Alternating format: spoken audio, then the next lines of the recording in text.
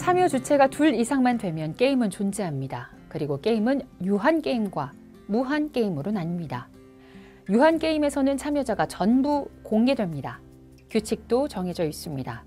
게임의 목적이 상호 합의로 정해져 있으며 어느 한쪽이 그 목적을 먼저 달성하면 게임이 종료됩니다.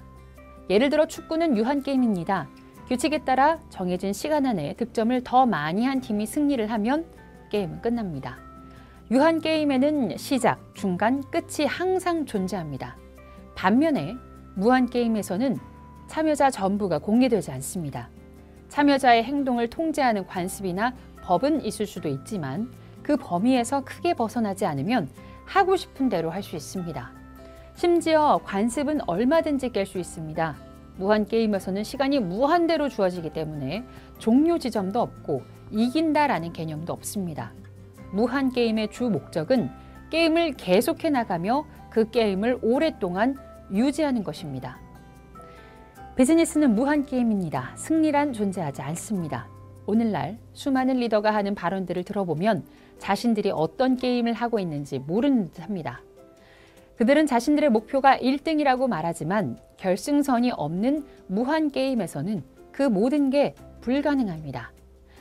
성공하는 사람들의 생각법에 대한 강의로 테드 5,800만 뷰라는 이례적인 기록을 세운 사이먼 신에게 인피니트 게임은 비즈니스라는 무한게임에서 성공하기 위해서는 누가 승자이고 누가 최고인지에 집중하던 습관을 버리고 앞으로 영속적으로 게임에서 살아남을 수 있는 강한 기업을 어떻게 만들지에 대한 구체적인 전략과 실행 방향을 제시한 책입니다.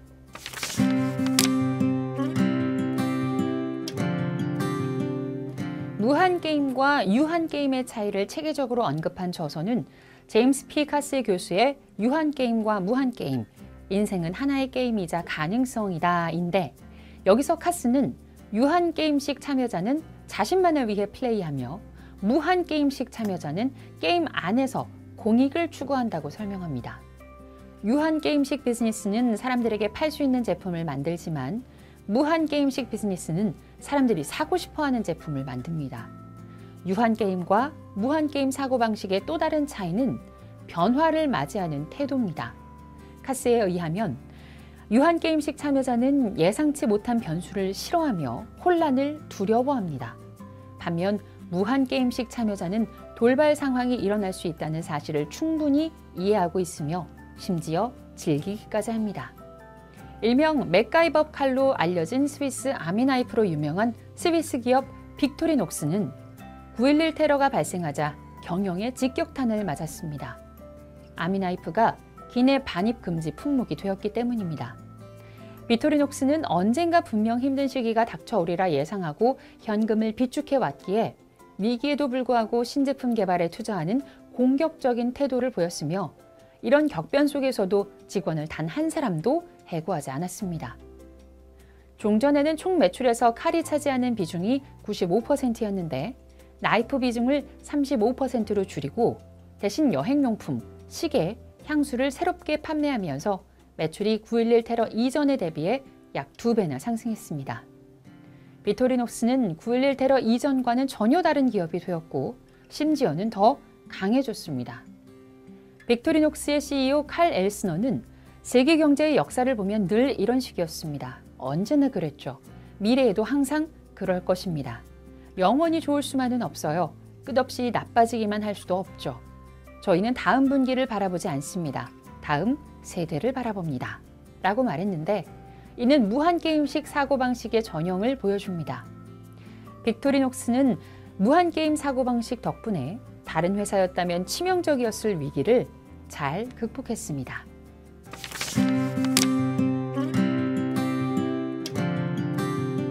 무한게임을 유한게임 사고방식으로 진행하면 다양한 문제가 발생합니다. 가장 흔히 나타나는 문제로는 신뢰 상실, 협력관계 붕괴, 또 혁신 실패 등이 있습니다. 미국은 베트남 전쟁이 유한게임이라고 생각했습니다. 전쟁은 일반적으로 유한게임이기에 미국의 가정은 무리가 아니었습니다. 그러나 북베트남의 처지에서 이 전쟁은 유한게임이 아니라 그 어떤 외세의 지배도 받지 않겠다는 강한 신념의 바탕을 둔 무한게임이었습니다. 북베트남은 미국과 달리 통상적인 방법, 즉 유한게임식으로 전투하지 않았습니다. 그들은 병력을 얼마나 잃든 간에 항전을 멈추지 않았습니다. 미국은 이를 단서로 이 전쟁이 무한게임이라는 사실을 알아챘어야 했습니다. 유한게임 방식으로 무한게임에 참여하면 게임을 계속하는 데 필요한 의지력과 자원을 순식간에 다 써버리고 수렁에 빠질 확률이 높아집니다. 베트남 전쟁에서 미국이 딱 이런 상황이었습니다. 미국은 이기기 위해 싸웠지만 북베트남은 자신을 지키기 위해 싸웠습니다. 이와 같은 사례는 비즈니스 역사에도 늘 되풀이되고 있습니다. 마이크로소프트가 출시한 휴대용 미디어 플레이어 준의 시장 점유율은 2006년 9%로 시작한 후 점차 떨어져서 2010년에는 1%를 기록했습니다. 그에 반해 아이팟은 같은 시기에 시장 점유율이 약 70%를 차지했습니다. 마이크로소프트의 리더들은 자신들이 무한게임에 참여하고 있다는 사실을 깨닫지 못했고, 나아가 휴대전화의 역할을 완전히 재정의해 시장의 판도 전체를 바꾸려는 애플의 무한게임 사고방식을 이해하지 못했습니다. 당시 마이크로소프트의 리더였던 스티브 발머는 순위, 주가, 시장 점유율, 수익과 같은 유한게임식 사고방식에 사로잡힌 나머지 베트남 전쟁 당시 미국처럼 게임을 계속하는 데 필요한 의지력과 자원을 낭비해서 회사를 헤어날 수 없는 수렁에 빠지게 했습니다. 이러한 사례를 통해 저자는 유한게임 방식으로 무한게임을 플레이하면 스스로 파괴된다는 것을 강조합니다.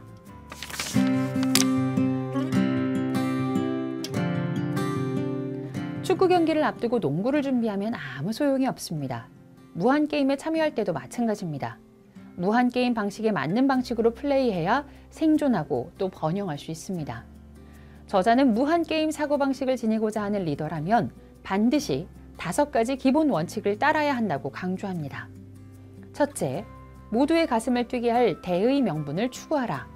둘째, 서로 믿고 의지할 수 있는 신뢰하는 팀을 만들어라. 셋째, 나를 발전시킬 선의의 라이벌을 항상 곁에 둬라. 넷째, 본질 외에는 모든 걸 바꿀 수 있는 근본적 유연성을 가져라. 다섯째, 옳다고 생각하는 것을 밀고 나갈 선구자적 용기를 보여줘라. 이 5가지 원칙은 부분적으로만 적용해도 효과는 나타납니다. 하지만 기업이 무한게임에서 오랫동안 살아남으려면 무한게임 사고방식을 전방위에 적용해야 합니다. 모든 리더가 완벽하게 무한게임 사고방식으로 경영하기를 기대할 수는 없습니다. 또한 무한게임식 리더라고 해도 언제까지나 그 사고방식을 견지하리라고 지레 짐작해서도 안 됩니다. 사람은 무한게임식 미래 비전을 실현하기 위해 고군분투하는 것보다 유한게임식 단기 목표에 집중하는 편이 훨씬 쉽다고 느낍니다.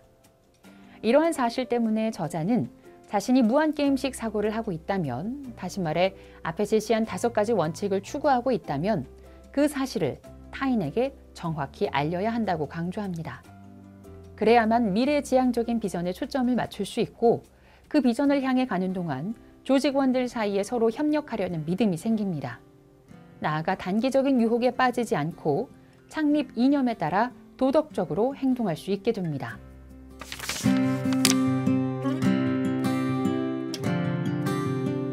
저자는 무한게임 사고방식의 5가지 원칙 중에서 리더의 선구자적 용기를 유독 강조합니다.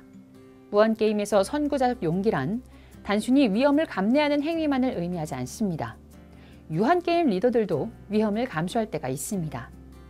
무한게임 사고방식으로 바라본 선구자적 용기란 세상을 인식하는 시각 자체를 온전히 바꾸겠다는 의지를 뜻합니다. 인간은 완벽하지 않습니다. 완벽하게 무한게임 방식으로 사고한 리더는 없으며 완벽한 무한게임식 기업도 없습니다. 현실에서 무한게임식 목표에 몰두하는 기업들조차 잘못된 길로 빠질 수 있습니다. 그런 일이 발생했을 때 기업이 대의 명분의 길에서 벗어났다는 사실을 인식하려면 리더의 선구자적 용기가 필요합니다.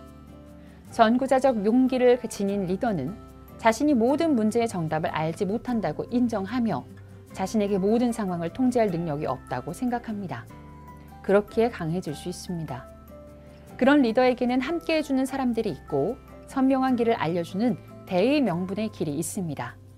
리더가 먼저 선구자적 용기를 보여주면 직원들도 따라서 용기를 냅니다.